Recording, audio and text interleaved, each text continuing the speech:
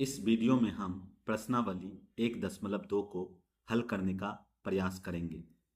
सबसे पहले प्रश्न में हमें दिया गया है कि निम्नलिखित संख्याओं को अर्थात नीचे जो संख्याएं लिखी गई है को अभाज्य गुणनखंडों के गुणनफल के रूप में व्यक्त कीजिए। हमें इसे अभाज्य गुणनखंडों के गुणनफल के रूप में व्यक्त करना है। सबसे पहले हम अभाज्य गुणनखंड शब्द को सीखेंगे। रफ करके जान लेते हैं अभाज्य और गुणनखंड शब्द का क्या अर्थ हुआ।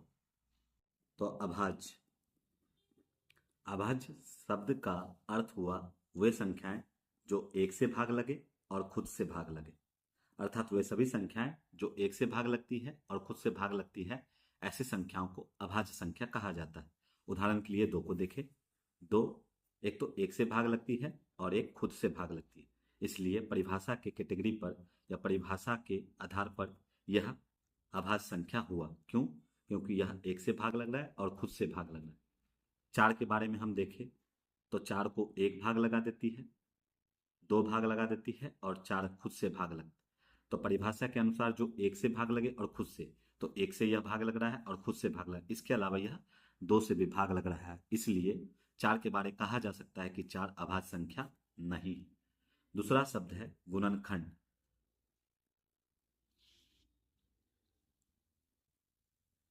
गुणनखंड शब्द का अर्थ हुआ गुना का खंड। गुना अर्थात गुना और खंड यानी टुकड़ा, अर्थात हमें ऐसे शब्दों को गुना के टुकड़ा के रूप में लिखना है। जैसे देखें, अगर हम चार को ले तो चार दो से दो बार में आता है, फिर दो एक बार में आता है, इसलिए हम चार को लिख सकते हैं कि चार बराबर दो गुना दो।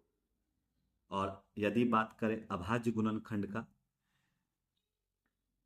तब चार का गुना का टुकड़ा तो करना है हमें, लेकिन वो अभाज्य संख्याओं के टुकड़े में होने चाहिए।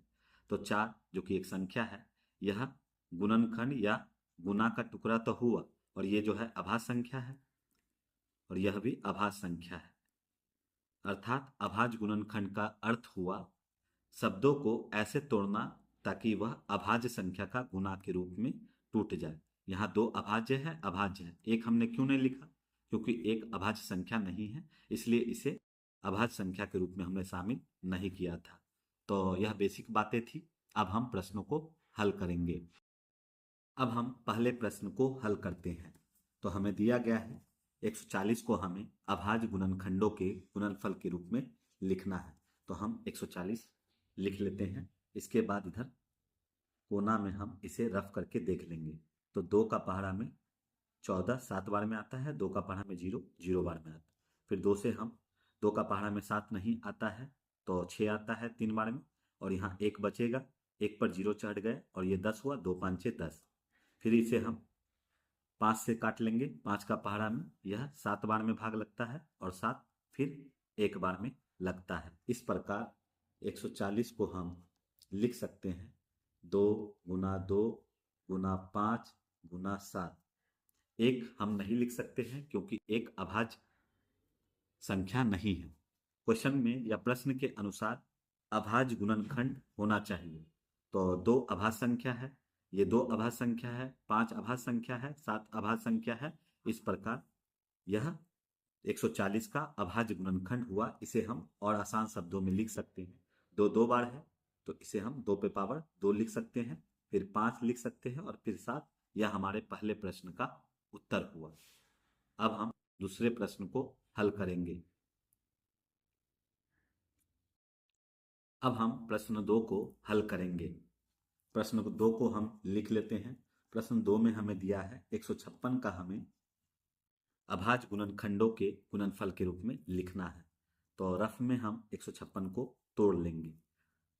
तो दो का पहाड़ा में 15 नहीं आता है, 14 आता है और ये 7 बार में आता है। एक बचा और एक पर 8 चढ़ गया, एक पर 6 चढ़ गया, ये 16 हो गया। दो का पहाड़ा में 8 बार में 16 आएगा।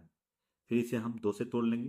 दो का पहाड़ा में 7 नहीं आता है, 6 आता है 3 बार में, और यहाँ एक बचा, एक पर 8 चढ़ गया, ये 18 हो गया। दो का पहाड़ा में 9 बार में 18 आता है। फिर इसे हम 3 का पहाड़ा में लगा लेंगे। 3 का पहाड़ा में एक बार में 3 आता है, 3 का पहाड़ा में 9 3 बार में आता है। फिर इसे हम 13 से भाग लगा लेंगे। 13 का पहाड़ा में 13 एक बार में आता है और इसे हम लिखेंगे। तो हमें प्रश्न में कहा गया है अभाज्य गुणनखंडों के गुणनफल में लिखिए। तो हमारे पास जो अभाज्य संख्या का गुणनखंड होगा ये 2 गुना 2 गुना 3 गुना 13 होगा। हम एक को नहीं लिख सकते हैं, क्यों? क्योंकि ये अभाज्य संख्या नहीं है, जबकि हमें लिखना है अभाज्य गुणनखंडों के गुणनफल के रूप में।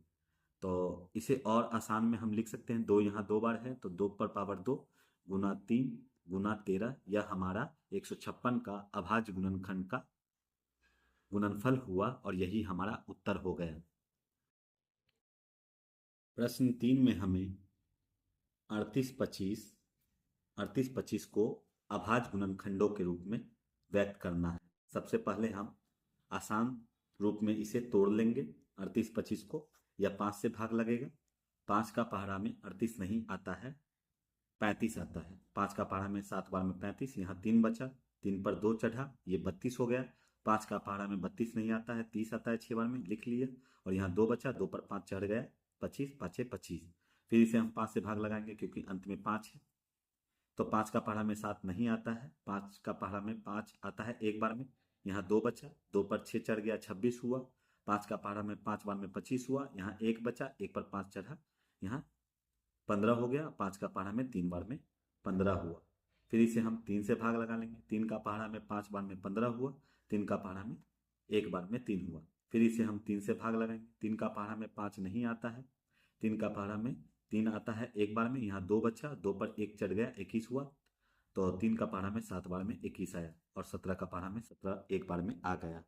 इसे हम अर्थात 3825 को हम लिख सकते हैं 5 गुना 5 गुना 3 गुना 3 गुना 17। परंतु हम एक को नहीं लिख सकते हैं, क्यों? क्योंकि एक अभाज्य संख्या नहीं है। इसे और आसान शब्दों में हम लिख सकते हैं, 5 2 बार है तो 5 पर पावर हम 2 डाल देंगे, 3 2 बार है तो 3 पर पावर हम 2 डाल देंगे, और 17 एक बार है तो 17 हम लिख देंगे। यह हमारा 3825 का अभाज्य संख्या का गुणनखंड हुआ या गुना का टुकड़ा हुआ, और यही हमारा उत्तर है। अब हमें प्रश्न संख्या 4 में 5005 को अभाज्य गुणनखंड के गुणनफल के रूप में लिखना है। सबसे पहले हम रफ कर लेंगे, 5005 को भाग लगाएंगे। लास्ट में 5 है इसलिए इसे 5 से भाग लगाना है। 5 का पहाड़ा में 5 एक बार में आता है, 5 का पहाड़ा में 0 बार में 0 आता है, 5 का पहाड़ा में 0 0 बार में आता है, और 5 का पहाड़ा में 5 एक बार में आता है। अब इसे हम भाग लगा लेंगे। 11 से लगा लेते हैं। 11 का पहाड़ा में 100 नहीं आता है, 11 का पहाड़ा में 99 9 बार में आता है, 100 में से 99 गया, एक बचा, एक पर एक चढ़ गया, और ये 11 हो गया। तो 11 का पहाड़ा में एक बार में आता है। अब हम इसे 7 से लगा लेंगे। 13 का पहाड़ा 7 बार पढ़ने से 91 आ जाता है, और हम 13 को 13 से भाग लगा देंगे। यहाँ हमने 5 को एक बार में 0 0, और ये 5 एक बार। 11 का पहाड़ा में 99 हमने लाया, इसके पास एक बचा था, एक पर एक चढ़ गया, और ये 11 हुआ। 11 का पहाड़ा एक बार लिख दिया। 7 का पहाड़ा में 13 बार में 91, 13 का पहाड़ा में 13 एक बार में हो गया। अब हम इसे लिख सकते हैं 5005 बराबर 5 है, 11 है, 7 है, और 13 है। यही हमारा उत्तर हो जाएगा। यही 5005 का अभाज्य गुणनखंड का गुणनफल होगा, अर्थात ये सभी संख्याएं अभाज्य संख्याएं हैं। अब हम अंतिम प्रश्न यानी 5वां प्रश्न पहले वाला का, जो कि है 7429, इसको हम अभाज्य गुणनखंड के गुणनफल के रूप में व्यक्त करेंगे। सबसे पहले हम 7429 को तोड़ के देख लेंगे। तो 7429 17 का पहाड़ा में आएगा। 17 का पहाड़ा में 74 तो आता नहीं, 17 चौका 68, 74 में से 68 गया, 6 बचेगा, 6 पर 2 चढ़ गए, 62। 17 का पहाड़ा में 62 नहीं आता है, 17 का पहाड़ा में 51 आता है, 17 दिया 51, 62 में से 51 जाएगा, 11 हो जाएगा, 11 पर 9 चढ़ जाएगा तो 119 हो जाएगा। 17 का पहाड़ा में 17 7 119 होता है। अब हम इसे 19 से भाग लगा लेंगे। 19 का पहाड़ा में 43 या 43 नहीं आता है, 19 का पहाड़ा में 38 2 बार में आता है, यहाँ बचेगा, यानी 43 में 38 घटा देंगे तो 5 पड़ेगा, 5 पर 7 चढ़ जाएगा तो यह 57 हो जाएगा। तो 19 का पहाड़ा में 3 बार में 57 आता है, और हम 23 को फिर से एक बार में भाग लगाएंगे। अब हमें 7429 को अभाज्य गुणनखंड के रूप में लिखना है। तो हमारे पास 17 जो कि अभाज्य संख्या है, 19 जो कि अभाज्य है, और यह 23 यही हमारा 7429 का अभाज्य गुणनखंड का या अभाज्य गुणनखंड का गुणनफल हो गया।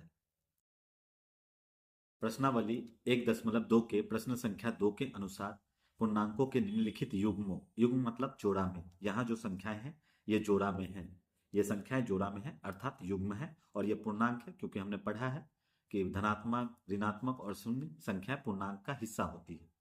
तो हमें इनका एचसीएफ निकालना है और एलसीएम निकालना है, और साथ में जांच करना है कि दो संख्याओं का गुणनफल अर्थात इन दोनों का अगर गुना किया जाए तो ये इसका उत्तर इन दोनों संख्याओं का एचसीएफ और एलसीएम के गुना के बराबर होगा। पहले प्रश्न में हमें 26 और 91 को हल करना है। 26 और 91 हमें सबसे पहले इन संख्याओं का एचसीएफ और एलसीएम निकालना है।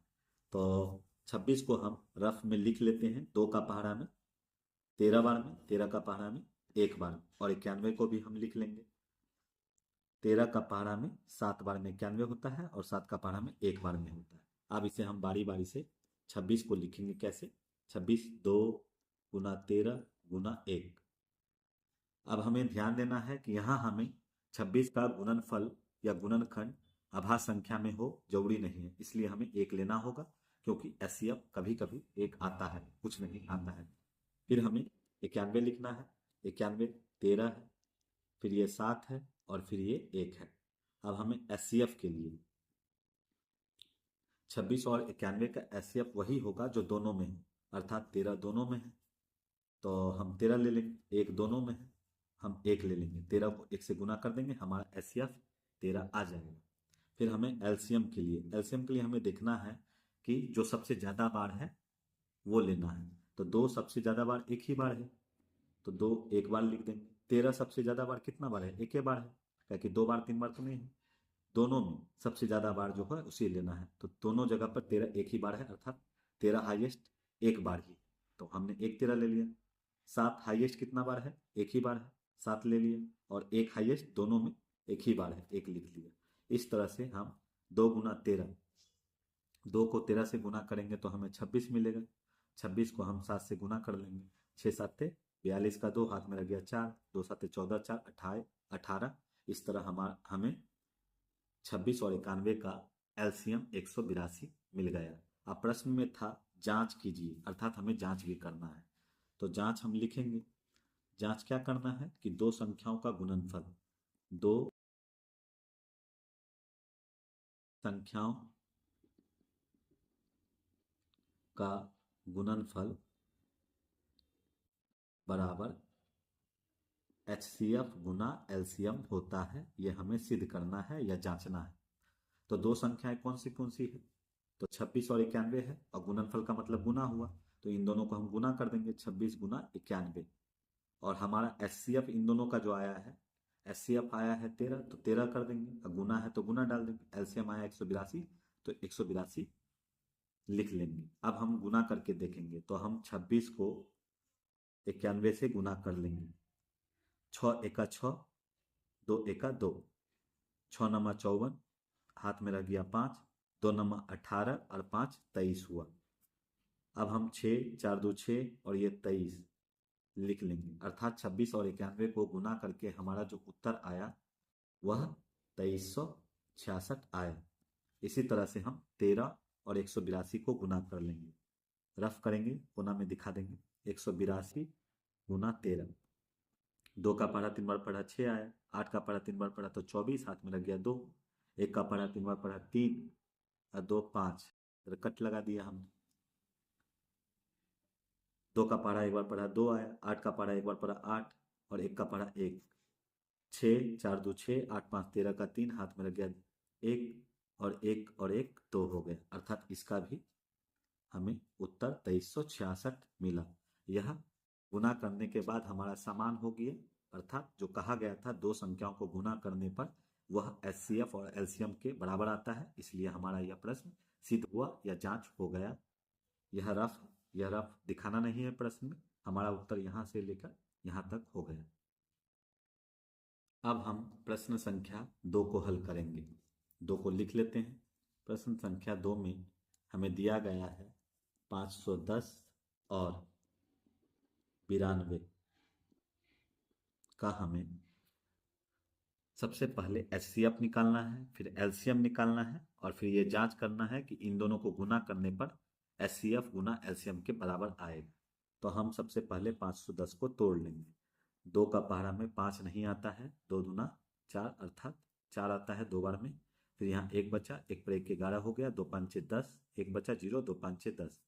5 का पहाड़ा में 5 बार में 25 आता है, 1 का 1, 3 का पहाड़ा में 17 बार में आता है, फिर 17 का पहाड़ा में 1 बार में आता है। अब हम 92 को देख लेंगे। 2 का पहाड़ा में 9 नहीं आता है, तो 8 आता है 4 बार में, 1 6, 2 छक्का 12, फिर 2 से 2 दूना 4, 2 तिया 6, फिर ये 23 से 1 बार में। अब हम 510 के स्थान पर लिखेंगे जो हमारे पास है 2 गुना 5 गुना 3 गुना 17 गुना 1, और 92 के स्थान पर हम लिखेंगे 2 गुना 2 गुना 23 गुना 1। एचसीएफ के लिए हमें देखना है जो दोनों में हो, यानी वह संख्या जो दोनों में कॉमन हो। तो यहाँ कॉमन 2 है तो हम 2 ले लेंगे, और कॉमन 1 है तो हम 1 ले लेंगे, अर्थात हमारा एचसीएफ 2 मिला। एलसीएम के लिए हमें देखना है कि ये जो 2 है यहाँ भी 2 है, सबसे अधिक बार कितनी बार है। तो यहाँ 2 बार हाईएस्ट है तो हमें 2 बार लिखना है, जो सबसे ज़्यादा बार जहाँ पर हो वही लिखना है। फिर ये 5 है, सबसे हाईएस्ट बार 5 एक ही बार है। फिर ये 3 है, फिर ये 17 है, और फिर ये 23 है, और फिर 1 है। इन सभी को गुना कर लेंगे तो हमारा एलसीएम आ जाएगा। 2 को 2 से किया तो 4 आया, 4 का पहाड़ा 5 बार पढ़ा तो 20 आया, 20 को हमने 3 से पढ़ा तो 60 आया। 60 को 17 से गुना कर लेंगे, 60 गुना 17 हम करके देखेंगे तो 0 का पहाड़ा 7 में पढ़े 0, 6 7 42, काट दिया। 0 का पहाड़ा एक बार पढ़े तो 0, 6 का पहाड़ा एक बार पढ़ा तो 6, 0 2 6 4 10। फिर से हमें 60 को जो आया है उसे हमें 23 से गुना करना है। तो 0 का पहाड़ा 3 बार पढ़े 0, 2 का पहाड़ा 6, 0 का पहाड़ा 3 बार 0, 1 का पहाड़ा 3, 0 का पहाड़ा 2 बार 0, 2 का पहाड़ा 2 बार 4, 1 का 0 का पहाड़ा 2 बार 0, 1 का पहाड़ा 2 बार 2। इस तरह 0 6 4 3 2, और हमारा एलसीएम जो आया 23,460, ये हमारा उत्तर हो गया एलसीएम के लिए। अब हमें जांच करना है कि हमारा प्रश्न सही है कि नहीं। इसके लिए हमें जो कहा गया है कि दो संख्याओं का जो गुना होता है वो एचसीएफ इंटू एलसीएम होता है, तो इसे हम लिख लेंगे। दो संख्याओं का गुणनफल, यहां हम जांच लिख देंगे। दो संख्याओं का गुणनफल बराबर एचसीएफ गुना एलसीएम होता है। दो संख्याएं हमारे पास कौन सा है, 510 है तो लिख दिया हमने, और दूसरी संख्या 92 है तो लिख दिया। एचसीएफ हमें जो मिला वो 2 है, लिख दिया, और एलसीएम जो है हमारा 23,460 है। अब हम 510 को 92 से गुना करके देखेंगे। तो 510 गुना 92, 0 1 दूना 2, 5 दूना 10, 0 का पढ़ा 9 पड़े 0, 1 का पढ़ा 9 9, 5 नमा 45, 0 2 9 5 1 6 और 4, तो ये आया 46,920। इन दोनों को गुना करने पर आया। अब हमें इसे गुना कर लेना है। तो 0 का पढ़ा 2 बार पढ़े तो 0 हुआ, 6 का पढ़ा 2 बार पढ़े तो 12 का 2 हाथ में रह गया 1, 4 का पढ़ा 2 बार पढ़े तो 8, और 8 हासिल था 1 9, 3 का पढ़ा 2 बार पढ़े तो 6, और 2 का पढ़ा 2 बार पढ़े तो 4। इस तरह हमारा बराबर हो गया, अर्थात 510 और 92 का एचसीएफ 2 होगा, एलसीएम ये होगा, और जांच करके हमारा बराबर हो जाता है। यह उत्तर सही हुआ। अब हम प्रश्न संख्या 3 को देखेंगे। प्रश्न संख्या 3 में हमें 336 और 54 दिया गया है। सबसे पहले हमें एचसीएफ चाहिए, फिर एलसीएम चाहिए। तो 336 को हम तोड़ लेंगे, 2 से 2 का पहाड़ा में 3 नहीं आता है, 2 आता है एक बार में, एक बचा, एक पर 3 चढ़ा 13, 2 का पहाड़ा में 13 नहीं, 12 आता है 6 बार में, फिर एक बचा, एक पर 6 चढ़ा 16, 2 का पहाड़ा में 8 बार में 16 आता, 2 का पहाड़ा में 16 8 बार में, 2 का पहाड़ा में 8 4 बार में, फिर 2 का पहाड़ा में 8 4 बार में, 2 का पहाड़ा में 4 2 बार में, फिर 2 का पहाड़ा में 4 2 बार में, 2 का पहाड़ा में 2 1 बार में, फिर 3 का पहाड़ा में 7 बार में, और 7 का पहाड़ा में 1 बार में। फिर हम 54 को तोड़ लेंगे। 2 का पहाड़ा में 5 नहीं आता है, 2 का पहाड़ा में 4 2 बार में, एक बचा, 4 चढ़ा 14, 2 7 14, फिर 3 का पहाड़ा में 9 बार में 27, और फिर 3 का पहाड़ा में 3 बार में 9, और फिर 3 के पहाड़ा में 3 1 बार में। अब हम 336 के स्थान पर लिख लेंगे ये वाले। यहाँ 2 1 बार 2 बार 3 बार 4 बार है, तो 2 गुना 2 गुना 2 गुना 2 4 बार हमने लिख लिए। फिर 3 है, 3 लिख लिया, फिर ये 7 है 7, फिर ये 1 है 1 लिख लिया। फिर हमें 54 को इसी तरह लिखना है। 54 के स्थान पर 2 1 बार है 2 लिख दिया, 3 1 बार 2 बार 3 बार है, 3 को 3 बार गुना में हमने लिख लिया, और लास्ट में 1 है तो लिख दिया।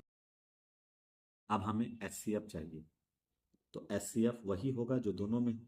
तो ये वाला 2 ये वाला 2 दोनों में है, तो 1 2 ले लिया हम। ये वाला 3 ये वाला 3 दोनों में है, तो 1 3 ले लिया, और ये वाला 1 और ये वाला 1 1 दोनों में है, तो 1 ले लिया। 2 को 3 से गुना किया 6, 6 को 1 से किया 6, यानी हमारा HCF 6 आ गया। अब हम LCM निकालेंगे। LCM देखना है, यहाँ 2 है यहाँ 2 है, तो 2 दोनों में सबसे ज़्यादा बार कितना बार है, तो यहाँ 1 बार है यहाँ 4 बार है, हमें सबसे ज़्यादा बार लेना है, अर्थात ये 4 गोल या 4 बार लिखना है। 2 गुना 2 गुना 2, ये 4 बार हमने लिख दिया। अब यहाँ भी 3 है यहाँ भी 3 है, हमें सबसे ज़्यादा बार चाहिए, तो यहाँ 3 बार 3 है, तो यही 3 बार हमें लिख देना है। 3 गुना 3 गुना 3। फिर 7 को देखेंगे तो 7 एक ही बार है, तो 7 लिख दिया। 1 एक ही बार है हाईएस्ट, तो 1 ही लिख दिया। अब इसे हम गुना कर लेंगे। 2 को 2 से गुना करेंगे 4 आएगा, 4 को 2 से करेंगे तो 8, 8 को 2 से करेंगे 16, 16 को 3 से कर लेते हैं। 16 को 3 से किया 48 मिला, अर्थात इससे किया 48, 48 को 3 से गुना करना है, तो 48 गुना 3 8 3 24, हाथ में रह गया 2, 4 तिया 12 2 14। फिर हमें इस 3 से गुना करना है, 4 तिया 12, हाथ में रह गया 1, 14 तिया 42, और 1 43 432, और इसे हमें 7 से गुना करना है।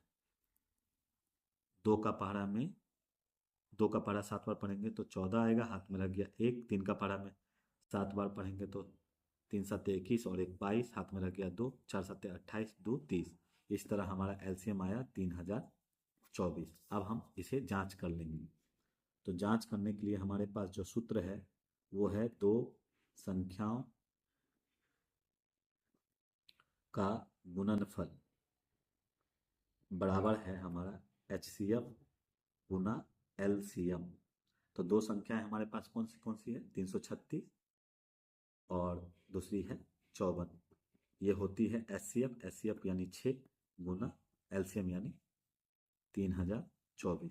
इसे हम गुना कर लेंगे और हमारा उत्तर आ जाएगा। 336 को हमें 54 से गुना करना है। 336 गुना 54 हम करके देख लेते हैं। तो 6 का पढ़ा 4 बार पढ़े तो 24, हाथ में रह गया 2। 3 का पढ़ा 4 बार पढ़े 12 और 2 14, हाथ में रह गया 1।